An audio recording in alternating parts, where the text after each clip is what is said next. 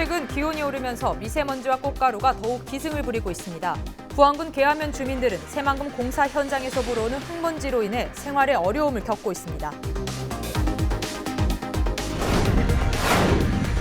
생활 폐기물 소각장을 놓고 고창군과 이를 반대하는 주민 간의 타협점을 찾지 못하고 있습니다. 반대하는 주민들은 고창군이 주민들의 동의를 구하지 않은 채 결정했다고 주장하고 있습니다. 전라북도 의용소방대 예산이 부적절하게 사용하고 있다는 지적이 제기돼 논란이 되고 있습니다. 화재와 구조 활동에 비해 행사 참여비로 상당수가 지급되고 있는 것으로 나타나 개선이 요구되고 있습니다. 임실군의 한 양계장에서 화재가 발생했습니다. 화재로 양계장 내동에 있던 닭 2만 1천여 마리가 폐사돼 약 2억 2천만 원의 재산 피해가 났습니다.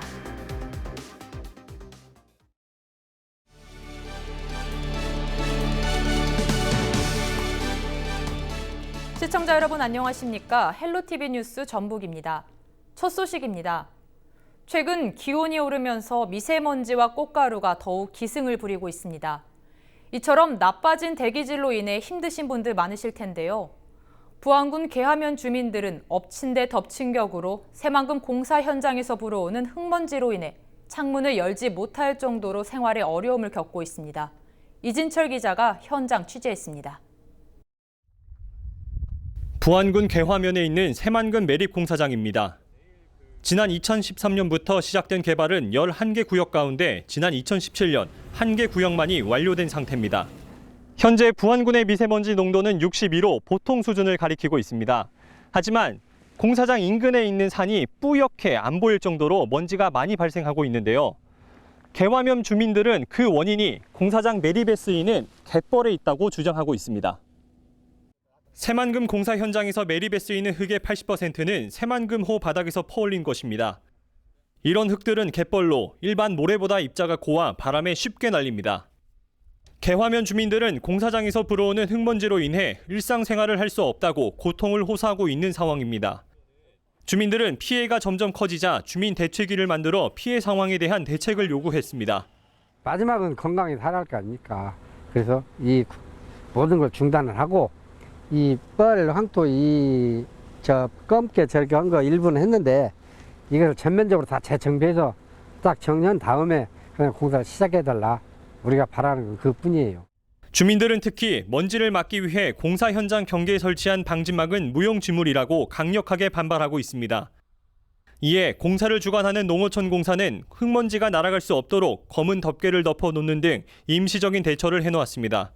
각 기관별로 피난먼지 방지 대책을 좀 마련해서 다음 주 정도에 다시 한번 주민들과 같이 다시 한번 협의를 하자. 이렇게 어제는 일단 마무리가 된 상태입니다. 계화면 주민들은 흙먼지 문제가 해결될 때까지 지속해서 시위에 나설 예정입니다. 새만금 공사 현장에서 발생하는 흙먼지로 인해 피해를 겪고 있는 계화면 주민들. 이들이 겪는 고통은 불편함을 넘어서 건강을 위협하는 수준으로까지 심각해진 상황입니다. 헬로티비 뉴스 이진철입니다. 전라북도 의용소방대 예산이 부적절하게 사용하고 있다는 지적이 제기돼 논란이 되고 있습니다. 화재와 구조 활동에 비해 행사 참여비로 상당수가 지급되고 있는 것으로 나타나 개선이 요구되고 있습니다. 김남우 기자가 보도합니다. 의용소방대원들이 시민들을 대상으로 응급 심폐소생술 교육을 벌입니다. 민간인들로 구성된 의용소방대는 화재 발생 시 진압과 구조 보조 활동을 벌이고 있습니다. 이 같은 의용소방대원 활동을 위해 전라북도 예산은 해마다 43억 9천여만 원의 예산을 투입하고 있습니다. 하지만 이 같은 예산 가운데 상당수가 화재 예방 캠페인이나 행사 참여 수당으로 사용되고 있는 것으로 나타났습니다. 실제 화재 진압에 참여한 의용소방대원은 대부분 3명이나 4명에 불과했습니다. 반면 캠페인이나 행사 참여자는 매번 수십여 명에 달하며 모두 수당이 지급됐습니다. 불이 났을 때 출동하셔갖고 잔불 정리하시거나 그렇게 정리하셨을 때 수당을 지급하는 건 당연히 해야 되고 그렇기 위한 예산으로 집행이 돼야 되는데 지금 그러지 않은, 그러니까 예산이 있기 때문에 예산을 집행하기 위해서 캠페인을 한다던가 어디를 방문한다던가 이런 식으로 지금 진행하고 있는 게 다수예요. 요양병원 봉사활동과 같은 의용소방대 자체 행사 참여 때도 수당이 지급된 사례도 있어 개선이 요구되고 있습니다. 전북도 소방본부 관계자는 의용소방대 봉사활동의 경우 소방안전교육이 병행되는 경우가 많다고 해명했습니다. 의용소방대 화재 예방 캠페인도 사실 소방 업무의 일종입니다. 사실 임무인데 사실 저희가 화재 예방 활동에 어떤 수당이 많이 지급된 것은 사실인데 이런 부분들을 사실 화재 대응이라든가 복구, 경계, 전통시장 순찰이라든가 그런 부분에 어떤 수당이 지급될 수 있도록 지금 개선 방안을 지금 마련하고 있습니다. 해마다 30억 원 이상씩 지급되는 의용소방대원들의 수당, 야간 순찰이나 심폐소생술 시험과 같은 필수 활동에 대한 수당이 제대로 지급되고 있는지 관리 강화안이 필요해 보입니다. 헬로티비 뉴스 김나옵니다. 임실군의 한 양계장에서 화재가 발생했습니다. 불은 지난 14일 오후 8시 58분쯤 임실군 덕치면 화문리에 있는 한 양계장에서 발생해 비닐하우스 양계장 4동을 태운 뒤 진압됐습니다. 화재로 양계장 4동에 있던 닭 2만 1,000여 마리가 폐사돼 약 2억 6천만 원의 재산 피해가 났습니다. 소방당국은 양계장 건물에서 정기적 원인으로 불이 시작된 것으로 보고 자세한 화재 원인을 조사하고 있다고 밝혔습니다. 버스 정류장에서 여성을 강제추행한 30대가 경찰에 검거됐습니다. 전북경찰청은 강제추행 혐의로 37살 A모 씨를 불구속 입건했다고 밝혔습니다. A씨는 지난 14일 낮 12시 30분경 전주시 완산구 한 버스 정류장에 앉아있던 B씨의 신체 일부분을 강제로 더듬고 도주한 혐의를 받고 있습니다. 신고를 받고 출동한 경찰은 주변을 탐문하다 사건 현장 주변을 배회하던 A씨를 체포했습니다. 김제경찰서는 텃밭에서 양귀비를 재배한 혐의로 71살 A씨를 불구속 입건했습니다. A씨는 자택 인근의 텃밭에서 양귀비 500포기를 재배한 혐의를 받고 있습니다. A씨는 꽃이 예뻐서 키웠다며 마약으로 쓰이는 줄 몰랐다고 경찰에 진술한 것으로 알려졌습니다. 경찰은 일부 농가에서 관상용으로 양귀비를 키우는 경우가 종종 있다며 주의를 당부했습니다.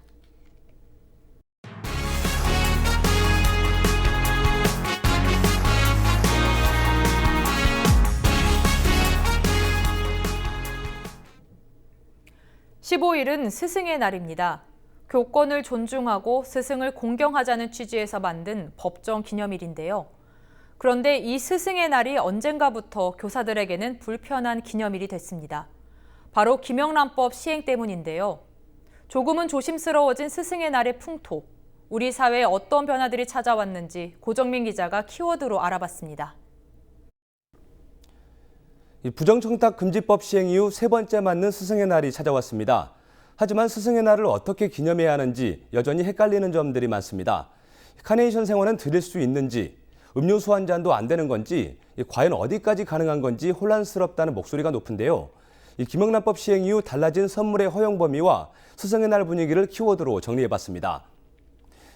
첫 번째 키워드는 바로 스승의 날 선물 어디까지 허용될까입니다. 예를 들어 생화 카네이션은 학생들이 모은 돈으로 반장이나 학생대표가 공개적으로 교사에게 주는 건 괜찮습니다. 하지만 개인이나 학부모가 주는 건 안 됩니다. 대표 몇 명이 따로 전달할 경우는 인증샷을 찍어 공개하는 게 좋습니다. 카네이션은 생화든 종이든 차이가 없습니다. 케이크도 마찬가지인데요. 다만 선생님과 나눠 먹어야 하고 따로 챙겨주는 건 불가능합니다. 선물도 학생들이 따로 돈을 모아 드리는 건 할 수 없고 금액이 5만 원 이하라도 허용되지 않습니다. 다만 사설학원이나 순수 민간 어린이집이라면 성의 표시가 가능하고 국공립이나 공공기관에 위탁받은 곳은 선물을 드려서는 안 됩니다. 김영란법이 시행되면서 이 스승의 날 풍경도 사뭇 달라진 건데요. 시민들은 김영란법 시행에 대해 어떤 생각을 갖고 있는지 직접 들어봤습니다. 마음은 표현하고 싶지만 솔직히 이렇게 일관되게 정해진 게 아니니까 누구는 뭐 줬는데 누구는 뭐 줬다 이런 게 있을 수도 있으니까 안 주는 게 좋은 것 같아요.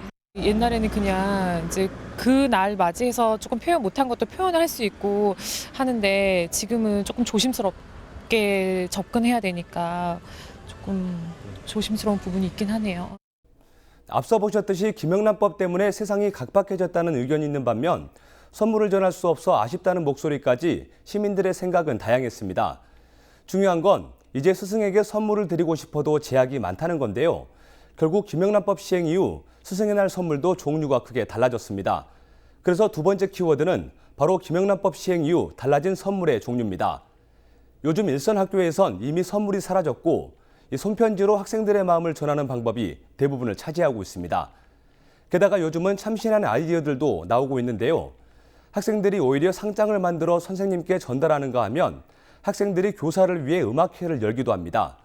선물 풍속뿐만 아니라 스승의 날 학교 행사의 모습도 달라지고 있는데요. 스승이 세족식 행사를 준비해 직접 학생들의 발을 씻겨주거나 밥을 거른 학생들에게 빵을 나눠주는 학교도 있다고 합니다. 하지만 김영란법 시행 이후 스승의 날은 교사들을 불편하게 만드는 날이 됐습니다. 해석이 어렵다 보니 사소한 행동 하나 오해를 살 수 있기 때문인데요. 그래서 요즘 이슈가 되고 있는 마지막 키워드는 바로 스승의 날을 교육의 날로 변경하라입니다. 최근 들어 스승의 날이 교사들에게 부담으로 작용하면서 곳곳에서 볼멘 소리가 터져나오고 있습니다. 스승의 날을 폐지하거나 차라리 교육의 날로 바꿔달라는 국민청원까지 등장했고요. 올해는 전국에서 700여 곳에 가까운 초중고등학교가 스스로 휴업을 택하기도 했습니다. 또 일부에선 스승의 날을 법정 기념일에서 제외하고 민간 기념일로 바꿔달라는 요구까지 이어지고 있는데요. 이 교사들의 생각은 어떤지 직접 들어봤습니다. 감사와 존경을 강요하는 듯한 이런 어색한 분위기 때문에 현장 교사들은 이렇게 스승의 날 이렇게 기념하는 것보다는 또 다른 식으로 좀 교육과 관련된 모든 주체들이 함께 교육과 관련돼서 기념하고 이런 날이 됐으면 좋겠다는 생각들이 많은 것 같아요. 이렇듯 김영란법이 가져온 변화들 때문에 스승의 날 존폐와 명칭 변경 등을 두고 논란이 이어지고 있는데요. 부정청탁금지법이 시행된 지 어느덧 3년째. 스승의 날의 명칭이나 시기를 가지고 갑론을박을 벌이기보단 스승과 제자가 서로를 배려하며 덕담 한마디라도 나눌 수 있는 시간을 갖는 게 더 중요할 것 같습니다. 헬로티비 뉴스 고정문입니다. 이미 짓고 있는 생활 폐기물 소각장을 놓고 고창군과 이를 반대하는 주민 간의 타협점을 찾지 못하고 있다는 소식 전해드렸는데요. 반대하는 주민들은 고창군이 주민들의 동의를 구하지 않은 채 소각장 건설을 졸속으로 결정했다고 주장하고 있습니다. 그렇다면 소각장을 설치하면서 관계기관이 주민들과 얼마나 소통을 하고 의견을 들었는지 현장 점검 360도를 통해 정명기 기자가 알아봤습니다.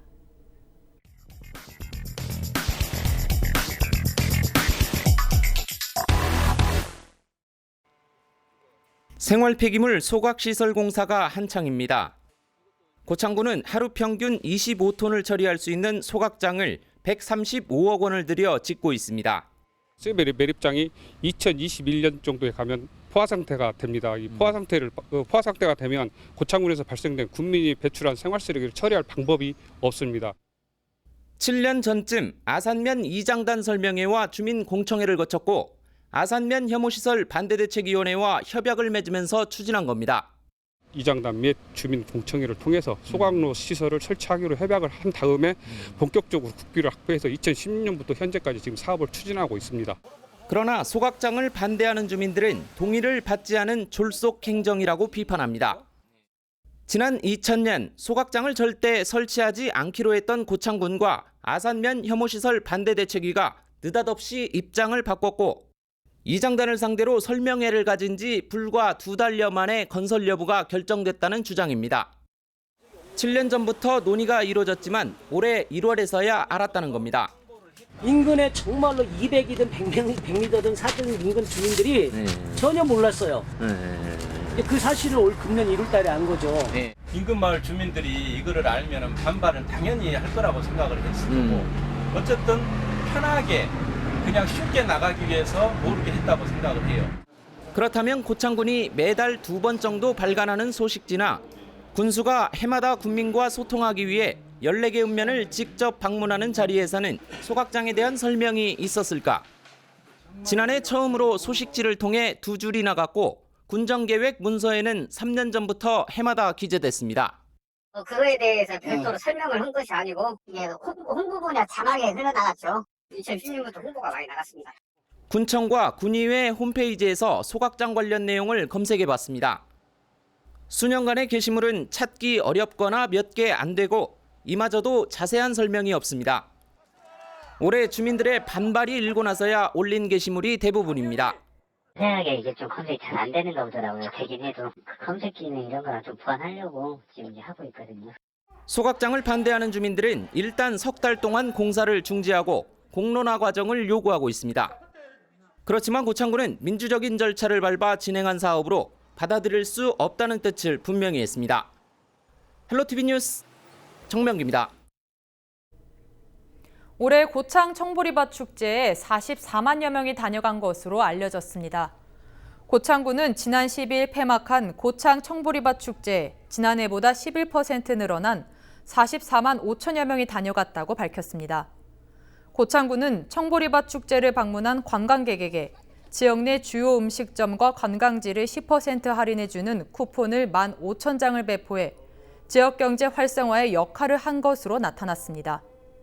한편 축제가 끝난 학원 관광농장은 20여만 평의 꽃 경관지구에 해바라기와 메밀꽃 등을 심어 여름부터 가을까지 꽃잔치를 이어갈 예정입니다. 남원시는 2024년까지 102억 원을 들여 노암동의 금왕공원을 주민과 관광객을 위한 문화공간으로 만들 계획입니다. 남원시는 1단계로 오는 2021년까지 금왕공원에 산책로와 어린이 모험 놀이터, 북카페, 쉼터 등을 만들 예정입니다. 이어 오는 2024년까지 분수대와 정자, 거울 연못 등을 추가로 조성합니다. 남원시는 사업이 마무리되면 광안루원과 춘향 테마파크 등을 연결하는 시내 관광의 중심지 역할을 할 것으로 기대하고 있습니다. 남원시는 오는 2022년까지 240여억 원을 투입해 도시재생 사업을 추진합니다. 남원시는 구도심 활성화를 위한 도시재생 사업을 위해 오는 2020년까지 5년간 총 100억 원을 투입합니다. 또 시외버스 터미널 주변 활성화를 위한 도시재생 뉴딜 사업에는 2022년까지 4년간 총 142억 원을 투입하는 등 총 예산 242억 원을 투입해 남원시 도시재생을 위한 사업을 추진합니다. 낙후된 구도심 환경을 활성화시켜서 시민 모두가 편안하고 안전한 도시 환경을 조성해 나가겠습니다.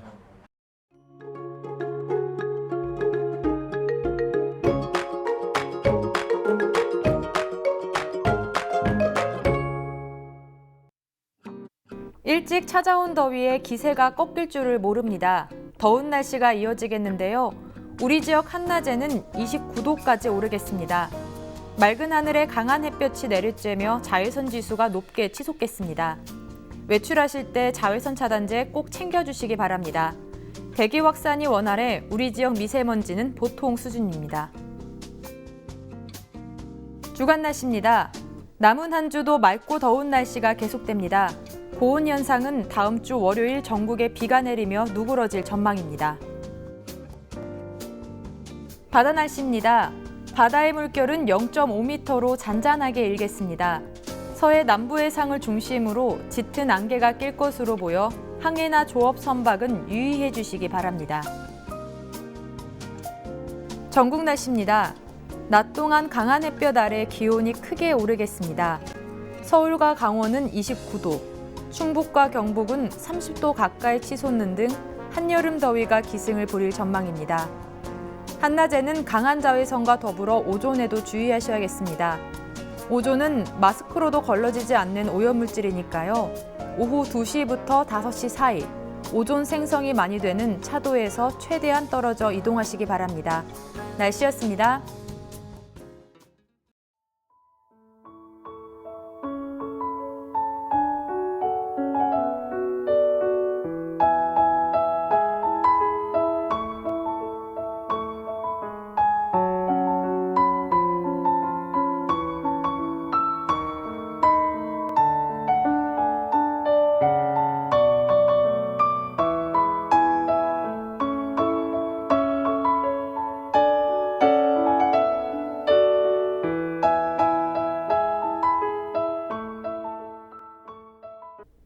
이상으로 뉴스를 마칩니다. 저희는 언제나 지역 주민 여러분 곁에 있겠습니다. 고맙습니다.